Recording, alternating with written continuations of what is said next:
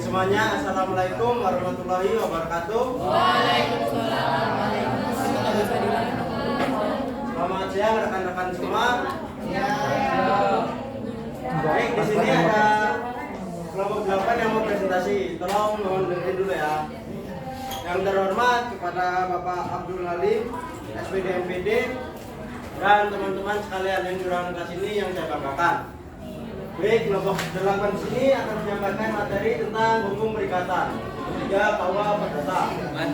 Yang dimana materi pertama di sini akan disampaikan oleh Nisa Anggreni. Kepada saudara Nisa Anggreni, disilakan. Ada. Oke, di sini saya akan bahas materi yang pertama, yaitu pengertian istilah perikatan. Jadi, perikatan itu terjemah dari bahasa Belanda, yaitu verbitenis. Kalau bahasa Latinnya itu obligatio, kalau bahasa Inggrisnya obligation. Dari verbitenis itu memiliki arti ikatan ataupun hubungan. Kemudian, menurut Munir Fuadi, istilah perikatan merupakan kesepadanan dari istilah bahasa Belanda atau verbitenis. Perikatan artinya hal yang mengikat antara orang yang satu dengan orang yang lain. Perikatan lahir karena suatu persetujuan ataupun karena undang-undang. Next. Oke, kita masuk pada pengertian hukum perikatan. Jadi, hukum perikatan itu akan selalu ada dan akan selalu dibutuhkan dalam kehidupan manusia sehari-hari. Jadi, hukum perikatan itu contohnya bisa bermacam-macam ya. Ada hibah, wasiat, jual beli, sewa menyewa, dan lain sebagainya. Kemudian, menurut ilmu pengetahuan hukum perdata, pengertian hukum perikatan adalah suatu hubungan dalam lapangan harta kekayaan antara dua orang atau lebih, di mana pihak yang satu berhak atas kewajiban, pihak yang lain berhak atas sesuatu. Jadi akan saya analogikan ya. Misalnya, saya punya tanah 1 bidang, akan saya sewakan kepada Made. Oke, dalam 1 bidang itu saya sewakan 1 tahun itu senilai 2 juta. Made, saya akan menyewakan tanah kepada kamu. Kalau tidak ada terjadi kesepakatan, bisa 1.500.000 aja dong. Nah, kalau saya nggak setuju, itu artinya tidak terjadi persetujuan, maka tidak terjadilah hukum perikatan. Lain lagi kalau Made bilang, oke nih 2 juta 1 tahun ya, 1 bidang. Nah, itu maka terjadi persetujuan. Kalau ada persetujuan, maka terjadilah perikatan. Jadi dalam hukum perikatan itu ada hak dan kewajiban yang harus dipenuhi. Haknya, saya mendapatkan uang 2 juta dari Made. Kewajiban saya apa? Saya memberikan tanah kepada Made 1 bidang dalam 1 tahun. Nah, jadi hukum perikatan itu hanya berbicara mengenai harta kekayaan, bukan berbicara mengenai manusia. Harta kekayaan itu objek kebendaan. Kemudian pihak yang bersangkutan dalam hukum perikatan itu ada 2, pihak yang berhak dan pihak yang berkewajiban. Oke, next. Sumber hukum perikatan. Jadi suatu perikatan terjadi karena adanya perjanjian ataupun persetujuan karena tindakan yang sesuai atau tidak sesuai dengan undang-undang. Dengan demikian, sumber perikatan itu ada 2, perjanjian dan undang-undang. Oke, sumber perikatan berdasarkan undang-undang itu dibagi lagi menjadi 3. Yang pertama, perikatan. Perikatan itu diatur dalam pasal 1233 KUH Perdata. Perikatan lahir karena suatu persetujuan atau karena undang-undang. Perikatan ditunjukkan untuk memberikan sesuatu, untuk berbuat sesuatu ataupun tidak berbuat sesuatu. Yang kedua ada persetujuan, diatur dalam pasal 1313 KUH Perdata. Suatu persetujuan adalah perbuatan di mana satu orang atau lebih mengikatkan diri terhadap satu orang atau lebih. Jadi kalau sudah ada persetujuan, itu artinya mengikatkan antara orang yang satu dengan yang lainnya. Kemudian yang ketiga ada undang-undang, diatur dalam pasal 1352 KUH Perdata. Perikatan yang lahir karena undang-undang timbul dari undang-undang atau dari undang-undang sebagai akibat perbuatan orang. Nah, menurut pasal 1352 KUH Perdata, sumber hukum perikatan dari undang-undang itu dapat dibagi lagi menjadi 2. Yang pertama, perikatan semata-mata bukan undang-undang, dan yang kedua ada perikatan yang timbul karena perbuatan orang. Nah, perikatan yang timbul karena perbuatan orang itu dapat dibagi lagi menjadi 2. Yang pertama, perbuatan menurut hukum. Kalau sudah ada perbuatan menurut hukum, itu artinya ada perbuatan yang melanggar hukum. Mungkin itu saja yang bisa saya sampaikan. Saya kembalikan kepada moderator. Baik, terima kasih atas penyampaian materinya yang disampaikan oleh kepada Nisa. Apakah rekan-rekan di sini dapat memahami materi yang disampaikan oleh Nisa? Jelas. Baik, jika rekan-rekan sekalian bisa memahaminya, materi selanjutnya akan disampaikan oleh Saudari Made. Kepada Saudari Made, disilakan. Baik, terima kasih moderator. Di sini saya akan melanjutkan materi dari Nisa, yaitu tujuan perikatan. Dalam pasal 1234 menjelaskan bahwa memberikan penjelasan tentang tujuan dari pihak-pihak yang mengadakan perikatan adalah terpenuhinya prestasi bagi kedua belah pihak. Prestasi yang dimaksud yaitu harus halal, yang mana tidak dilarang oleh undang-undang, tidak bertentangan dengan kesusilaan masyarakat, dan tidak bertentangan dengan ketertiban umum. Prestasi juga dapat terbentuk kewajiban memberikan sesuatu, kewajiban melakukan sesuatu, atau kewajiban tidak melakukan sesuatu. Yang selanjutnya ada objek dan subjek hukum peringatan. Dalam setiap cabang hukum akan selalu ada objek dan subjek dari hukum tersebut. Secara garis besar, objek dan subjek hukum peringatan itu ada dua, yaitu prestasi sebagai objek peringatan dan pihak-pihak sebagai subjek peringatan. Yang pertama yaitu prestasi adalah kewajiban yang harus dilaksanakan. Prestasi merupakan objek dari peringatan. Dalam ilmu hukum, kewajiban adalah suatu beban yang ditanggung oleh seseorang yang bersifat perjanjian. Hak dan kewajiban dapat timbul apabila terjadi hubungan antara dua pihak yang berdasarkan pada suatu perjanjian. Jadi selama hubungan hukum yang lahir dari perjanjian itu belum berakhir, maka pada salah satu pihak ada beban perjanjian. Ada keharusan atau kewajiban untuk memenuhinya selanjutnya. Kewajiban tidak selalu menaung sebagai akibat adanya kontrak, melainkan dapat pula muncul dari peraturan hukum yang telah ditentukan oleh lembaga berwenang. Kewajiban di sini merupakan keharusan untuk mentaati hukum yang disebut wajib hukum. Misalnya pemilik sepeda motor membayar pajak sepeda motor. Selain prestasi sebagai objek perikatan, objek lain dalam perikatan itu menurut hukum perdata selalu berupa benda. Benda adalah setiap barang atau hak halal yang dimiliki dan dinikmati orang, dapat dimiliki dan dinikmati orang, maksudnya memberi manfaat atau mendatangkan keuntungan secara halal bagi orang yang memilikinya. Benda, objek perikatan dapat berupa benda bergerak ataupun benda tidak bergerak. Benda bergerak itu yang dapat dipindahkan dan dapat diangkat, seperti mobil, motor, atau kendaraan lain.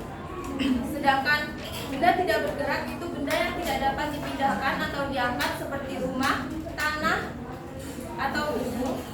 Apabila benda dijadikan objek perikatan, benda tersebut harus memenuhi syarat seperti yang ditetapkan oleh undang-undang. Yang selanjutnya itu ada subjek hukum perikatan. Subjek perikatan ialah mereka yang memperoleh hak dan mereka yang dibebani kewajiban atas suatu prestasi sebagaimana yang disebutkan pada objek hukum perikatan.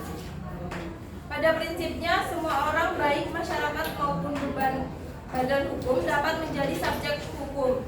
Subjek hukum perikatan yaitu para pihak pada suatu perikatan yang mana kreditur yang berhak dan debitur yang berkewajiban atas prestasi. Subjek hukum perikatan disebut juga pelaku perikatan. Perikatan yang dimaksud meliputi perikatan yang terjadi karena perjanjian dan karena ketentuan undang-undang. Pelaku perikatan terdiri atas manusia pribadi dan juga badan hukum atau persekutuan. Setiap pelaku perikatan yang mengadakan perikatan itu harus, yang pertama, ada kebebasan menyatakan kehendaknya sendiri. Yang kedua, tidak ada paksaan dari pihak manapun. Yang ketiga itu tidak ada penipuan dari salah satu pihak dan tidak ada kekhilafan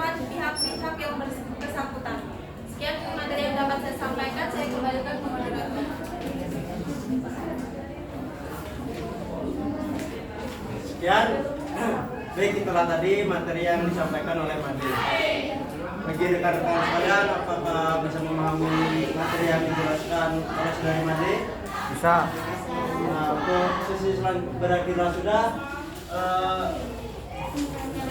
penyampaian materi pada siang hari ini. Nah, untuk sesi selanjutnya itu tentang sesi bagi yang belum jelas itu tanya jawab. Bagi rekan-rekan sekalian yang mau bertanya, dipersilakan mengangkat tangannya terlebih dahulu. Pada rekan-rekan silakan.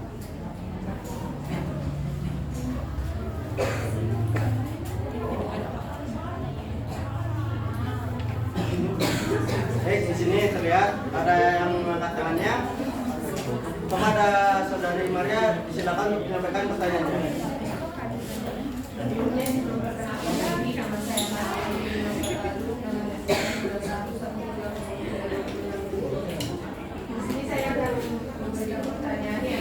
Jelaskan syarat-syarat sahnya sebuah perjanjian dan jelaskan apa penyebabnya menghapusnya sebuah perikatan. Terima kasih. Apakah notulensi sudah jelas? Sudah jelas. Terima kasih Maria atas pertanyaannya. Bagi penanya selanjutnya, apakah ada? Nampaknya cukup agresif sekali ya kelas ini. Untuk pertanyaan selanjutnya kepada saudari Marsiana dipersilakan. Baik, terima kasih Mereka atas waktu yang diberikan kepada saya. Perkenalkan, nama saya Martina Purwono dengan NPM 2113-03-2025. Di sini pertanyaannya adalah siapa saja yang dapat menjadi subjek perikatan menjelaskan? Ya. Baik, terima kasih Marsiana atas pertanyaannya. Apakah saudari notulensi sudah jelas? Bagi pertanyaan selanjutnya apakah ada? Kepada Erina silakan untuk menyampaikan pertanyaan. Baik, sebelumnya terima kasih atas kesempatannya. Izin memperkenalkan diri, saya Erina Junita dengan NPM 2113-03-2041. Terkait materi mengenai hukum perikatan. Nah, di KUHP Perdata Indonesia kan ada yang mengatur itu tentang perjanjian, terjadinya sebuah hukum perikatan, dan ada ketentuan-ketentuan umum ataupun syarat terjadinya hukum perikatan ataupun biasa disebutkan kaidah dalam pelaksanaan hukum perikatan. Nah, apa sih yang akan terjadi apabila pelaksanaan hukum perikatan itu tidak sesuai dengan ketentuan umum, syarat-syarat umum ataupun kaidah yang mengatur mengenai hukum perikatan itu sendiri? Terima kasih. Baik, terima kasih kepada Erna yang sudah mau bertanya. Apakah ada lagi yang mau bertanya? Kepada Riana dipersilakan untuk menyampaikan pertanyaannya. Perkenalkan nama dan NPM-nya terlebih dahulu. Terima kasih moderator, saya Riana Sanjita dengan NPM 2113-03-20-33. Ini saya akan bertanya, menurut hukum perdata, dasar hukum perikatan kan berasal dari 3 sumber. Salah satunya perikatan yang timbul dari undang-undang. Nah, ada nggak sih contoh dari perikatan yang timbul dari undang-undang? Sebutkan dan jelaskan. Terima kasih. Mohon kepada Riana untuk menyampaikan pertanyaan ulang karena soalnya tidak jelas. Dan untuk rekan-rekan sekalian, mohon untuk diam sebentar ya.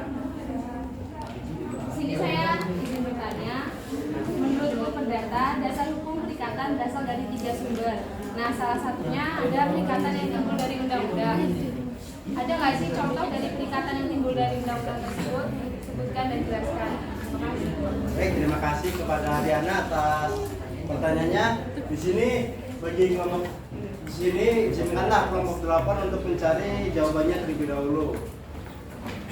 Pada kelompok 8 silakan untuk mencari jawaban terbaik.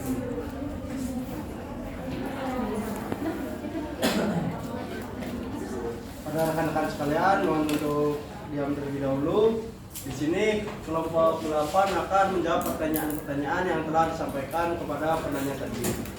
Untuk pertanyaan yang pertama itu dari Erina akan dijawab oleh Nisa. Kepada saudari Nisa, silakan untuk menyampaikan. Baik Erina, pertanyaannya apa yang akan terjadi apabila pelaksanaan hukum perikatan tidak berjalan sesuai dengan kaidah yang berlaku? Tadi saya tidak menjelaskan kaidahnya, jadi saya akan menjelaskan tentang kaidah. Kaidah dengan asas itu hampir sama saja ya. Jadi asas dalam hukum perikatan itu dibagi menjadi 2. Yang pertama asas kebebasan berkomunikasi kontrak terlihat di dalam pasal 1338 KUH Perdata yang menyebutkan bahwa segala sesuatu perjanjian yang dibuat adalah sah bagi para pihak yang membuatnya dan berlaku sebagai undang-undang bagi mereka yang membuatnya. Yang kedua ada asas konsensualisme, artinya bahwa perjanjian itu lahir pada saat tercapainya kata sepakat antara para pihak mengenai hal-hal yang pokok dan tidak memerlukan sesuatu formalitas. Dengan demikian, asas konsensualisme lazim disimpulkan dalam pasal 1322 KUH Perdata. Kemudian apa yang terjadi apabila pelaksanaannya tidak sesuai dengan kaidah? Oke, akan terjadi wan prestasi. Jadi wan prestasi timbul apabila salah satu pihak tidak melakukan apa yang diperjanjikan. Kemudian akibat dari wan prestasi itu sendiri dapat dibagi menjadi 3. Yang pertama, membayar kerugian yang diderita oleh kreditur. Yang kedua, ada pembatalan perjanjian ataupun pemecahan perjanjian. Jadi pembatalan perjanjian atau pemecahan perjanjian bertujuan membawa kedua belah pihak kembali pada keadaan sebelum perjanjian diadakan. Kemudian yang ketiga ada peralihan resiko. Peralihan resiko adalah kewajiban untuk memikul kerugian jika terjadi suatu peristiwa di luar kesalahan salah satu pihak yang menimpa barang dan menjadi objek perjanjian sesuai dengan pasal 1237 KUH Perdata. Mungkin itu yang bisa saya sampaikan pada Erina, apakah sudah jelas? Terima kasih. Baik, itulah tadi jawaban yang disampaikan oleh Danisa. Bagi rekan-rekan sekalian yang mau menyanggah atau menambahkan, silakan untuk menyampaikannya. Jika tidak ada, saya akan lanjutkan untuk menjawab yang selanjutnya. Yang itu yang ditanyakan oleh Saudari Maria yang akan dijawab oleh Made. Kepada Made, silakan. Baik, terima kasih moderator. Di sini saya akan menjawab pertanyaan dari Maria, yaitu jelaskan syarat-syarat sahnya sebuah perjanjian dan apa yang menyebabkan hapusnya perikatan. Pertama itu syarat-syarat sahnya sebuah perjanjian yang mana dalam pasal 1320 KUH Perdata perjanjian harus memenuhi 4 syarat. Yang pertama itu sepakat, yaitu perizinan yang bebas dari orang-orang yang mengikatkan diri serta harus mempunyai kemauan yang bebas untuk mengikatkan diri dan kemauan itu harus dinyatakan baik tegas maupun secara diam. Yang kedua itu kecakapan untuk membuat suatu perjanjian. Yang ketiga, suatu hal tertentu yang diperjanjikan. Dalam suatu perjanjian, objeknya haruslah sesuatu hal atau suatu barang yang cukup jelas agar menetapkan kewajiban para pihak. Yang keempat, yang terakhir yaitu suatu sebab yang halal. Tujuan yang dikehendaki dari perjanjian yang dilakukan oleh kedua belah pihak itu harus jelas.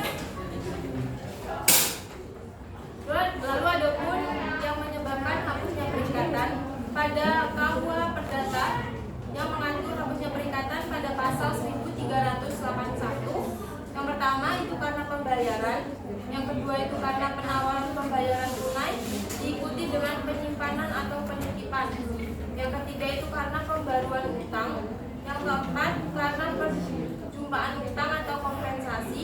Yang kelima karena pencampuran utang. Yang keenam karena pembebasan utang. Yang ketujuh karena musnahnya barang yang terutang. Yang kedelapan karena kebatalan dan yang terakhir karena lewat waktu. Baik, untuk jawabannya apakah jelas, Maria? Baik, terima kasih sudah jawaban jelas pendapat. Baik, terima kasih atas Maria yang telah menjawab pertanyaan dari Maria. Apakah ada rekan-rekan sekalian yang mau menyanggah atau menambahkan jawabannya? Jika ada, silakan. Jika tidak ada, saya akan lanjutkan. Itu pertanyaan yang disampaikan oleh Riana yang akan dijawab oleh dari Nisa Kopatas. Dan Nisa, silakan. Oke, baik Riana. Pertanyaan Riana, adakah contoh dari perikatan yang lahir dari undang-undang? Sebutkan dan jelaskan. Jadi ada 3 jenis perikatan yang lahir dari undang-undang hukum perdata. 3 hal tersebut antara lain perikatan yang berkenaan dengan pengurusan kepentingan orang lain tanpa perintah yang bersangkutan. Yang kedua, ada perikatan yang berkenaan dengan pembayaran yang tidak terutang yang mengakibatkan terjadinya penambahan kekayaan secara tidak langsung pada pihak lainnya. Yang ketiga, perikatan yang berkenaan dengan tindakan atau perbuatan melawan hukum yang menerbitkan kerugian sebagai akibat kesalahan atau kelalaian sebagai akibat baik orang perorangan yang berada dalam pengawasan atau perwalian ataupun karena kebendaan yang berada dalam penguasaan atau kepemilikan dari seseorang yang menerbitkan kerugian pada pihak lain. Ini yang bisa disampaikan kepada Riana bagaimana? Jadi ada 3 macam ya? Ya, jelas, terima kasih.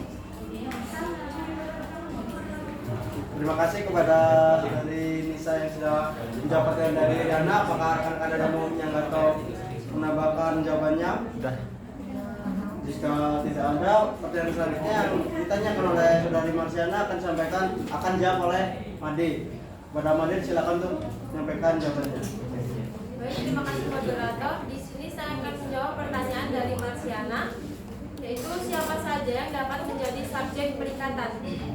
Pada prinsipnya semua orang, baik masyarakat ataupun badan hukum dapat menjadi subjek perikatan, karena masyarakat maupun badan hukum itu sendiri merupakan manusia yang memiliki kebutuhan yang sama untuk melakukan suatu perikatan satu sama lain. Baik, itu saja yang dapat saya berikan jawabannya. Marsiana, apakah jelas? Baik, jelas. Jawabannya dapat diterima dan terima kasih. Baik, terima kasih kepada Madian telah menjawab pertanyaan dari saudari Marsiana. Pertanyaan semuanya sudah dijawab oleh kelompok 8. Tandanya berakhirlah sudah sesi pada tanya jawab pada kali ini. Semoga kalian yang mendengarkan dan melihat materi yang telah disampaikan oleh kelompok 8, kalian bisa menambah wawasan materi kalian. Berakhirlah sudah pada presentasi pada siang hari ini. Saya sebagai moderator mohon maaf bila ada kesalahan di tutur kata atau bahasa. Saya akhiri. Wassalamualaikum warahmatullahi wabarakatuh. Waalaikumsalam.